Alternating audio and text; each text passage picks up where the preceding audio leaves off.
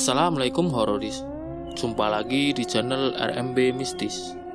Di channel ini saya akan menceritakan obrolan ringan masyarakat dalam kemasan cerita misteri. Dan untuk video kali ini, saya akan menceritakan cerita yang berjudul Dinas Bidan. Lalu seperti apa cerita selengkapnya? Langsung saja, dan ini dia part 2, Dinas Bidan.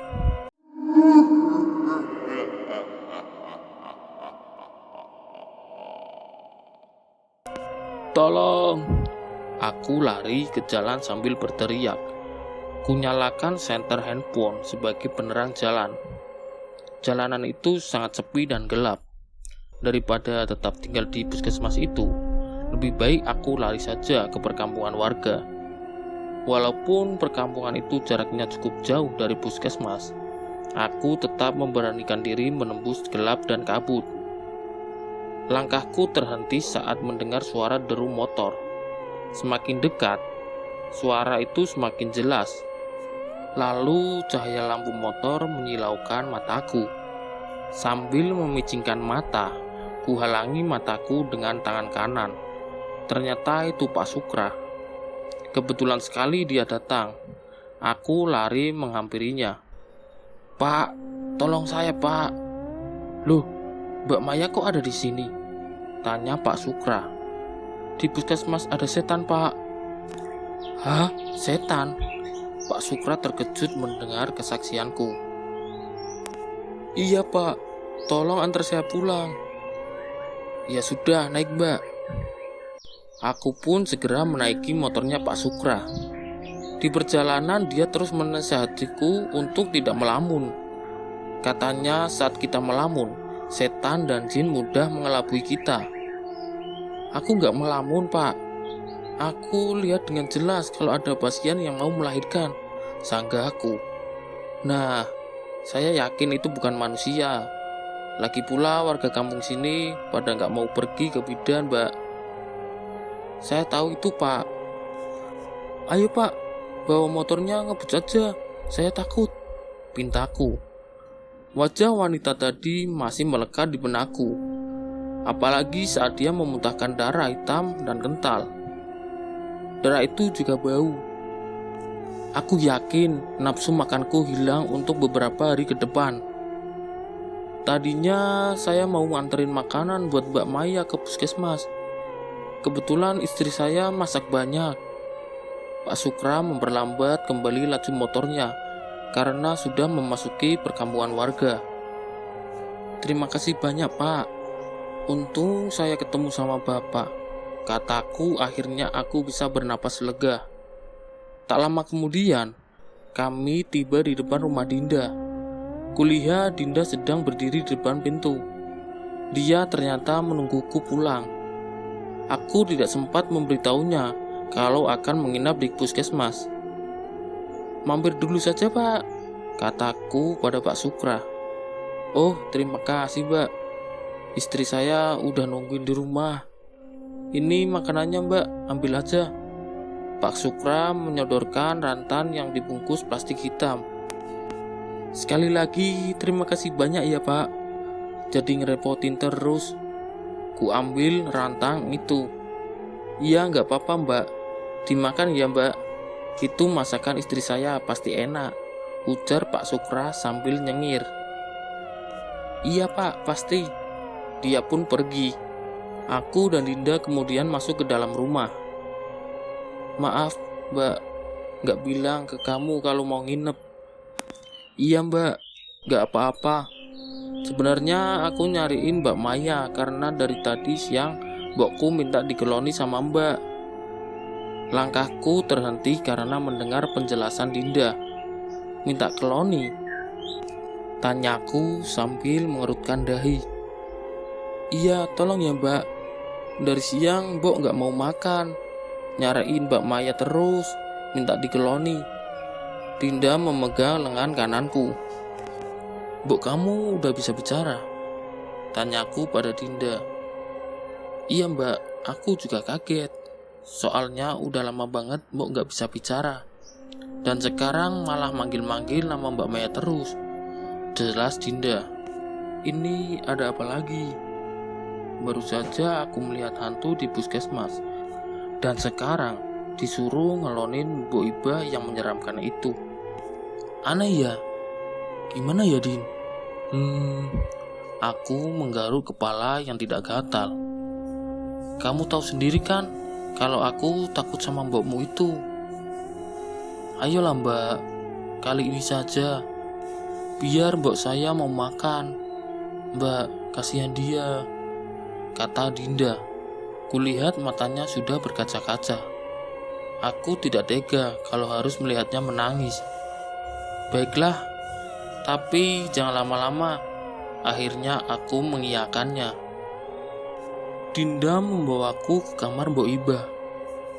Seperti biasa, engsel pintu itu berbunyi nyaring saat dibuka. Maya, desis Mbok Iba. Suara itu kering dan terkesan mengerikan. Sama persis dengan suara yang kudengar tadi pagi. Mbok Iba tidur di atas ranjangnya dengan posisi membelakangiku. Ragu-ragu aku mendekatinya. Mbok, sapaku. Keloni aku nak. Mbok Iba membalikkan badan. Dia menatapku dalam-dalam.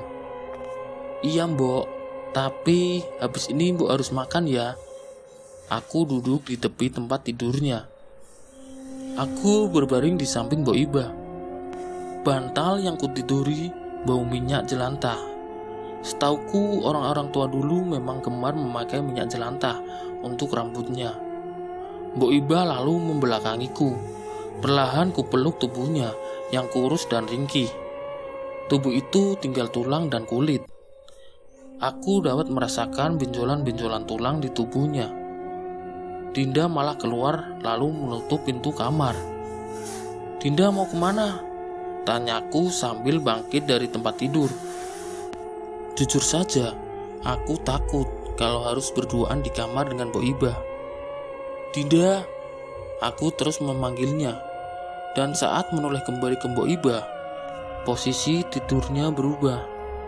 Sekarang ia telentang. Kedua matanya melotot dan mulutnya menganga. Mbok, kusentuh lehernya. Tidak ada denyut nadi di sana. Mbok, kusentuh juga dada kirinya. Tak ada detak jantung di sana. Dia meninggal entah kenapa. Kejadian ini membuatku panik dan langsung lari keluar kamar mencari Dinda. Kenapa mbak? Dinda muncul dari dapur. Dia memegang semangkuk bubur. Mbokmu meninggal, kataku. Seketika saja mangkuk berisi bubur yang sedang ia pegang terjatuh. Bubur itu berhamburan di lantai. Ya ampun, Mbok. Dia lari ke kamar Mbok Iba dan langsung memeluk neneknya itu. Dinda menangis sejadi-jadinya sambil terus mengelus kepala mboknya. Jangan tinggalin aku, Mbok, rengek Dinda. Aku tidak bisa berkata apa-apa. Kejadiannya sangat cepat sekali. Aku menduga kalau Mbok Iba terkena serangan jantung. Dinda, Din, ada orang yang mengetuk pintu. Dinda tidak memedulikannya dan terus menangisi Mbok Iba. Segera kubuka pintu itu. Tampak seorang lelaki parubaya berdiri di hadapanku. Saya dengar Dinda nangis kenapa ya? Tanya lelaki itu. Dia adalah tetangganya Dinda. Mboknya Dinda meninggal, Pak. Innalillahi, ucap lelaki itu. Tanpa dipersilahkan masuk, ia langsung menerobos ke kamar Dinda. Aku mengikutinya dari belakang. Mbok kamu meninggal kenapa, Dinda?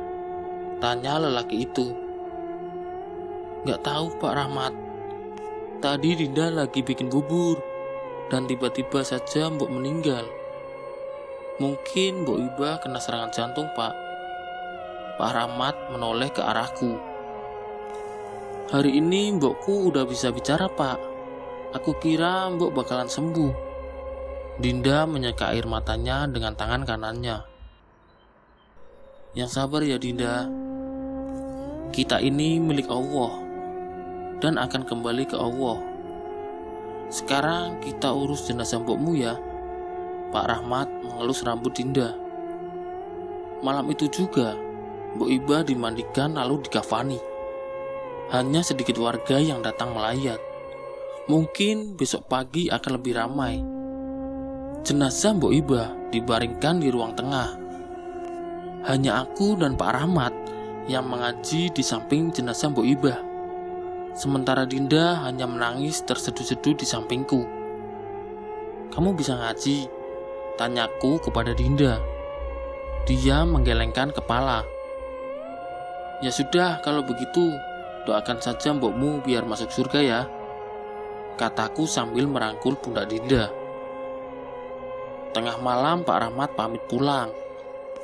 Dia bilang, esok pagi akan kesini lagi buat mengurus pemakaman Mbok Iba. Aku heran kenapa warga kampung ini gak ada yang mau menemani kami. "Kenapa gak ada yang mau temani kita, Din?" tanyaku sambil menutup pintu rumah. "Mungkin karena Mbok pernah jadi dukun santet."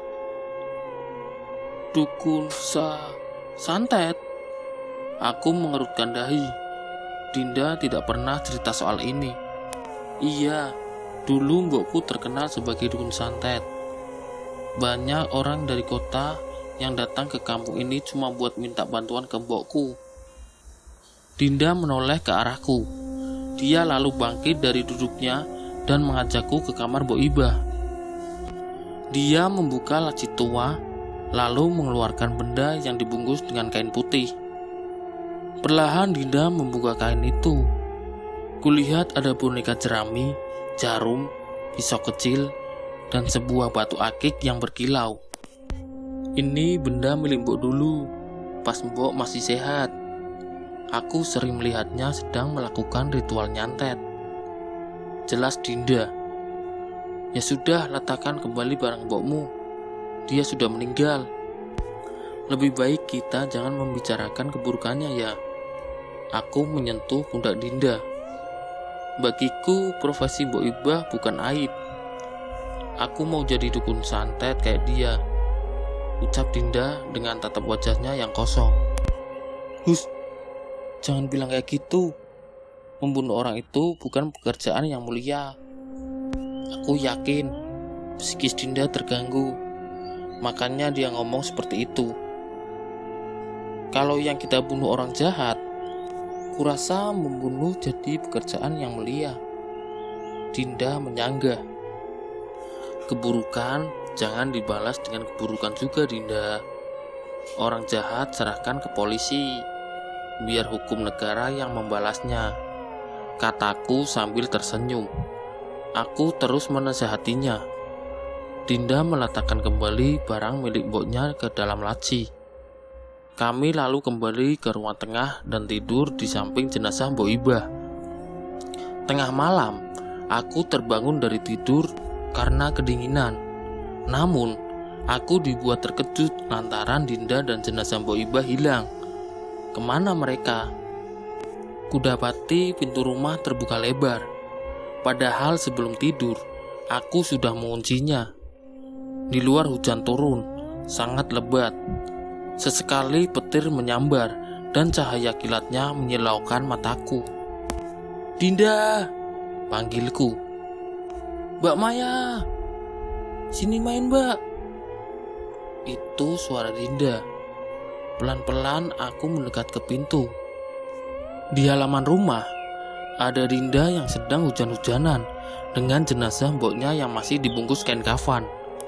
Jenazah itu tergeletak begitu saja di halaman rumah.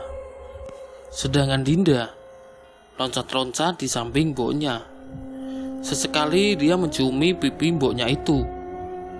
"Sini Mbak, main sama kita. Mbokku hidup lagi." "Kamu apa-apaan, Din? Mbokmu sudah meninggal. Hargai mbokmu," aku meneriakinya. "Mbokku hidup lagi kok. Hahaha." Dinda lari-lari kecil mengelilingi jenazah mboknya. "Dinda, Mbak bilang hargai mbok kamu. Aku menerobos hujan yang kian lebat menghampiri Dinda. Kain kafan Mbok Iba basah kuyup dan kotor. Astagfirullah. Dinda, apa-apaan kamu? Sadar Dinda, sadar. Ku pegang erat kedua tangannya agar dia mau diam. Lepasin Mbak. Dia berontak. Ada apa ini? Pak Rahmat muncul dengan membawa payung. Kenapa jenazah Mbok Iba ada di sini? Pak Rahmat terkejut melihat jenazah itu. Dia langsung membopong jenazah Mbok Iba dan membawanya masuk ke dalam rumah. Dinda susah sekali dikendalikan. Dia malah menangis sambil memanggil-manggil mboknya. Pak Rahmat kembali tanpa menggunakan payung. Dia langsung memangku paksa si Dinda yang masih mengamuk. Istighfar Dinda, bentak Pak Rahmat. Aku basah kuyup. Pak Rahmat membawa Dinda masuk ke dalam rumah. Dia membisikkan ayat-ayat suci di telinga Dinda. Sementara aku masih syok melihat tingkah Dinda yang tiba-tiba aneh seperti itu. Aku menoleh ke jenazah Mbok Iba. Kain kafannya harus diganti. Setelah dibacakan ayat suci, akhirnya Dinda melunak. Tatap matanya kosong. Ia tampak kelelahan. Setelah itu, aku mendengar suara ledakan kecil dari dapur. Buru-buru kuhampiri sumber suara itu. Makanan pemberian Pak Sukra acak-acakan di lantai. Entah apa yang terjadi. Kenapa bisa begitu? Ada apa Mbak? Tanya Pak Rahmat. Gak tahu Pak. Tadi ada ledakan. Terus makanan pemberian Pak Sukra tumpah gitu saja. Kayaknya tumpah sama kucing. Ucap Pak Rahmat. Iya kali Pak. Aku langsung membersihkan makanan yang berserak di lantai. Nanti pagi kita ganti kain kafan Mbok Iba karena sudah kotor, kata Pak Rahmat. Iya Pak, udah kotor banget kain kafannya. Keesokan paginya, jenazah Mbok Iba dikuburkan. Tidak banyak warga yang membantu pemakaman itu. Dinda masih menangis meratapi mboknya. Kedua matanya sembab. Aku berkali-kali menasihatinya agar tetap tabah. Setelah pemakaman selesai, aku langsung berangkat ke puskesmas. Jujur saja, sebenarnya aku masih syok dengan kejadian semalam. Tapi aku harus tetap bertugas dan kali ini aku akan pulang tepat waktu. Seperti biasa, puskesmas sepi. Para pegawai di sana kerjaannya hanya main handphone dan ngobrol. Sedangkan aku mengerjakan kembali rancangan untuk penyuluhan. Selamat pagi Mbak Maya, sapa Pak Sukra. Pagi Pak. Saya dengar mboknya Dinda meninggal ya? Dia duduk di sampingku. Iya Pak, semalam. Dan sudah dimakamkan, kataku sambil menoleh padanya. Turut berduka cita ya Mbak, ucap Pak Sukra. Iya, kasihan Dinda Pak. Aku kembali ke layar laptopku. Makanan istri saya enak enggak Mbak? Dia kembali membuka obrolan. Duh, maaf Pak, aku nggak sempat makan pemberian Bapak. Soalnya semalam sibuk banget sampai nggak ingat makan. Oh gitu ya Mbak? Nggak apa-apa deh, katanya. Kulihat wajah Pak Sukra murung. Maaf ya Pak, lain kali pasti saya makan. Iya Mbak, nggak apa-apa. Nanti pulang saya antar ya. Dia menawarkan diri. Boleh Pak, kebetulan saya mau pulang tepat waktu. Aku tersenyum padanya lalu kembali fokus ke layar laptop. Jam 5 sore, aku pulang dibonceng Pak Sukra. Seperti biasa, sepanjang perjalanan dia bercerita segala hal. Sesekali aku menimpali, walau sebenarnya aku sedang malas basa-basi. Akhirnya aku tiba di depan rumah Dinda. Pak Sukra langsung pamit. Aku sempat menawarinya untuk mampir, tapi dia menolak. Setelah kematian Boibah, rumah Dinda semakin hening saja. Aku sempat merinding saat masuk ke rumah itu. Dinda sedang tidak ada di rumah. Mungkin dia pergi ke kebun jagung. Aku duduk di kursi kayu sambil menghela napas lega. Walau tidak ada pasien, tapi hari ini cukup melelahkan karena seharian aku mengerjakan materi penyuluhan. Saat sedang istirahat di kursi, aku mendengar suara kayu yang dicakar. Ada suara erangan dari dapur. Pelan-pelan ku hampiri sumber suara itu. Dinda, gumamku. Dinda merayap di lantai. Kedua matanya hitam semua. Ada darah keluar dari mulutnya. Dia kemudian merayapi dinding sambil memperhatikanku. Aku langsung berteriak minta tolong. Sobat RMB Mistis, itulah tadi cerita misteri yang berjudul Dinas Bidan. Nantikan cerita kelanjutannya. Wassalamualaikum warahmatullahi wabarakatuh.